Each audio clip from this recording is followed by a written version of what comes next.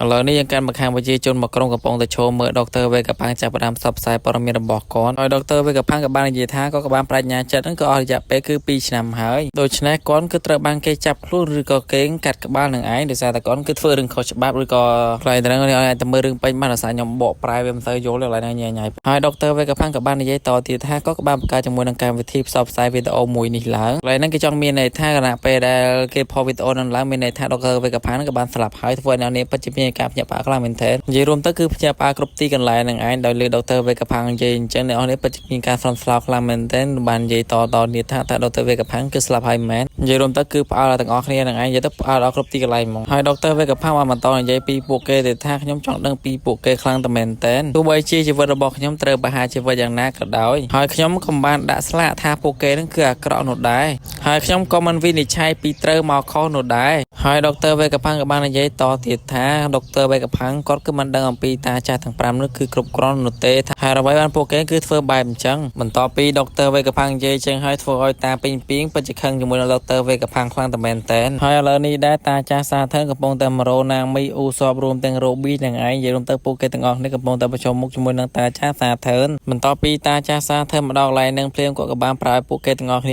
គឺចេញពីផ្លូវគាត់ទៅហើយពួកគេទាំងអស់គ្នាក៏បានប្រជុំមុខជាមួយនឹងតាចាស់សាធារណនឹងឯងឥឡូវក្នុងពួកគេបច្ចុប្បន្នស្លោខ្លាំងតែមែនតើដោយសារតែរ៉ូប៊ីនគឺត្រូវរមួលដូចគ្នាហើយពួកគេទាំងអស់គ្នាក៏នាំគ្នាការពាររ៉ូប៊ីនឲ្យចេញពីកន្លែងទៅនឹងតាសាធារណក៏បាននិយាយថាគាត់ក៏គ្មានពេលវេលាខ្ជិះខ្ជាយជាមួយពួកឯងទៀតនោះទេបន្ទាប់មកគាត់ក៏បានឃើញរ៉ូប៊ីនបន្ថែមគាត់ក៏បាននិយាយថាគឺជានាងហើយរ៉ូប៊ីនក៏បានស្គាល់ជាមួយនឹងសលេងរបស់តាចាស់សាធារណនឹងដែរធ្វើឲ្យនាងក៏เป็นការស្លន់ស្លោជាខ្លាំងហើយកន្លែងនឹងដែរប្រហែលជារ៉ូប៊ីនគឺធ្លាប់ស្ដាប់ឮសលេងតាចាស់ទាំង5ហ្នឹងកាលនាងនៅក្មេងមិនកាលនាងនៅក្មេងគឺនាងនៅក្មេងហ្នឹងឯងនាងក៏បានស្ដាប់ឮសលេងជាមួយនឹងតាចាស់ហ្នឹងតែឥឡូវនាងក៏បានជួបតាចាស់ហ្នឹងផ្ទាល់ហើយតាចាស់ហ្នឹងក៏បានសួរទៅកាន់នាងថាតើនាងគឺរ៉ូប៊ីនមែនព្រោះឲ្យអ្នកនរនេះពិតជាមានការឆ្ងល់ខ្លាំងតែមែនតើហើយតាចាស់សាធារណក៏បាននិយាយបន្តទៀតថានាងគឺជាម្នាក់ស្រីដែលអាខៃនូបារាជ័យក្នុងការសម្លាប់មិនមែនធ្វើឲ្យណាមីពិតជាមានការឆ្ងល់ក៏ខ្លាំងបន្តមកសួរទៅកាន់តាចាស់សាធារណតាចាស់សាធារណគឺជានរណាគេតាចាស់សាធារណក៏ស្គាល់រ៉ូប៊ីនមិនមែនធ្វើឲ្យអ្នកនេះពិតជាមានការសន់ស្លោជាខ្លាំងយើងលេមមកកាន់សានជីច្រឡំគឺអ៊ូសបវិញកំពុងតែនិយាយជាពាក្យរបស់គាត់ដើម្បីបាញ់តាចាស់សាធារណនឹងឯងហើយតាចាស់សាធារណក៏បានប្រើកញ្ចក់ដៃរបស់គាត់ដើម្បីទៅចាក់ពួកគេនិយាយរួមទៅគឺដើម្បីសម្លាប់រ៉ូប៊ីននឹងឯងធ្វើឲ្យអ្នកនេះពិតជាមានការភ័យជាខ្លាំងបន្តមកពួកគេទាំងអស់គ្នាក៏នាំគ្នារត់មកការពាររ៉ូប៊ីនមានអ្នកខ្លះកាប់មានអ្នកខ្លះអីបាញ់ជាពីពេញទៅនឹងឯងដើម្បីការពាររ៉ូប៊ីនកុំឲ្យតាចាស់ហ្នឹងគឺសម្លាប់បាននិយាយរួមទៅកន្លែងហ្នឹងគឺវាយគ្នាល្អមើលខ្លាំងមែនទែនដោយសារត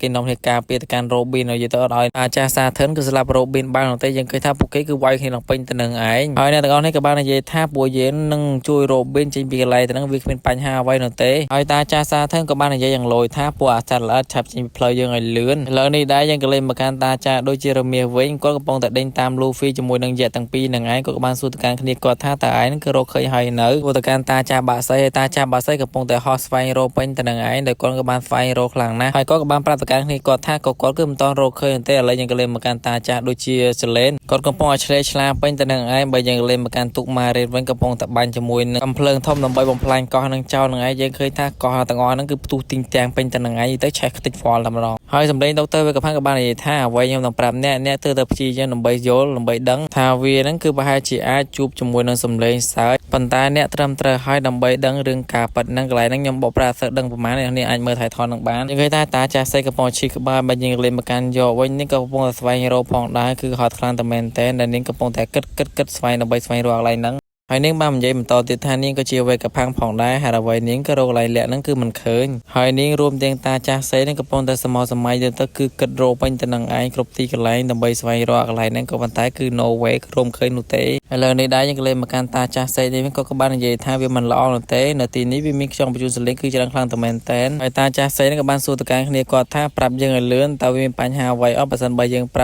ើអាវុធបំផ្លាញភពបើយើងលេងមកកាន់តាចាស់សាធារណគាត់ក៏មិនយល់ស្របនោះទេក៏បាននិយាយថាវាមានទុកជាច្រើនធំហើយនឹងម៉ារីនជាច្រើននៅជុំវិញក៏តាចាស់រមីក៏បាននិយាយថាយើងនឹងមិនអាចបង្កើតវាបាននោះទេម៉ាដឺហ្វ្លាមហ្នឹងឥឡូវនេះក៏លេងមកកាន់ការផ្សាយរបស់ដុកទ័រវេកផាំងវិញដុកទ័រវេកផាំងក៏បាននិយាយថាកនសន្និដ្ឋានទី ទី1របស់គាត់នោះគឺគ្រាន់តែដុកទ័រវេកផាំងនិយាយប៉ុណ្្នឹងសោះធ្វើឲ្យអ្នកពិតជាមានការស្រន់ស្លោខ្លាំងតែមែនតើពិភពលោកទាំងមូលនឹងលិចចូលទៅក្នុងសមុទ្រធ្វើឲ្យអ្នកពិតជាមានការភ្ញាក់ផ្អើលខ្លាំងតែមែនតើនិយាយរួមទៅគឺភ័យខ្លាំងមែនតើនឹងឯងធ្វើឲ្យអ្នកពិតជាមានការស្រន់ស្លោខ្លាំងតែមែនតើធ្វើឲ្យអ្នកពិតជាមានការឆ្ងល់ខ្លាំងមែនតើថាដុកទ័រវេកផាំងនោះគឺនិយាយអីគេហើយនឹងមានរឿងអ្វីកើតឡើងមកកាន់ពួកយើងទាំងអស់គ្នាបែបនេះឈ្មោះស៊ីសារួមទាំងរបស់សានជីពិតជាភ័យបើយើងលេងមកកាន់ The Fire Elder វិញពិតជាស្រែកខឹងទៅកាន់ដុកទ័រវេកផាំងខ្លាំងតែមែនតើហើយសាច់រឿងរបស់យើងគឺមានតែប៉ុណ្្នឹងឯងភាគទី1147គឺមានតែប៉ុណ្្នឹងឯងចប់ហើយចាំរងចាំទស្សនានៅសប្តាហ៍ក្រោយ Goodbye ជាចុងក្រោយសម្រាប់បងណាមកថ្មីដែលបានមើលវីដេអូរបស់ខ្ញុំមកហើយខ្ញុំសូមពឹងនេះគឺកុំភ្លេចជួយណាចុច Subscribe ខ្ញុំអ្នកមួយផងដូចជា comment ខាងក្រោមបានពីខ្ញុំបាទ Goodbye I wish you happy ទាំងអស់គ្នា